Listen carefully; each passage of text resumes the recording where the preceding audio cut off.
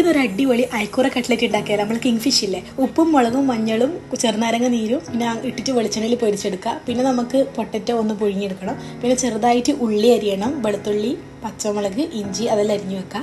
നമ്മൾ പൊരിച്ച അയക്കൂറ നമുക്ക് മുള്ളില്ലാണ്ട് ഇതുപോലെ സെറ്റാക്കി എടുക്കുക. എന്നിട്ടൊരു വേറൊരു പാത്രം എടുക്കുക. അതിൽ കുറച്ച് വെളിച്ചെണ്ണ ഒഴിക്കുക. നമ്മളെ മുറിച്ച് വെച്ച സാധനങ്ങളെല്ലാം കൂടി ഇട്ടിട്ട് നന്നായിട്ട് മിക്സ് ചെയ്യുക. ഉള്ളി വേഗം വെന്ത് കിട്ടാൻ വേണ്ടിയിട്ട് കുറച്ച് ഉപ്പ് ഇടുക, ലേശം മഞ്ഞൾപ്പൊടിയും കൂടി ഇട്ടിട്ട് നന്നായി മിക്സ് ചെയ്യുക.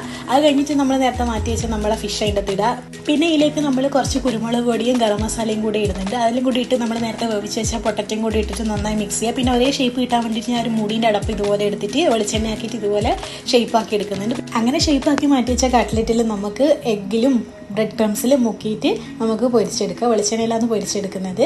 അപ്പോൾ ഇതുവരെ ഫിഷ് കട്ട്ലേറ്റ് ഒന്നും ഉണ്ടാക്കാത്തവരൊന്നും അയക്കൂറ വാങ്ങി ഉണ്ടാക്കി വെക്കണം. നല്ല പുറത്ത് നല്ല ക്രിസ്മസ്, ഉള്ളിൽ നല്ല സോഫ്റ്റ്നെസ് ആയ അടിപൊളി കട്ട്ലേറ്റാണ്. അപ്പോൾ അത്രയുള്ള സെറ്റപ്പ് ചെയ്യും.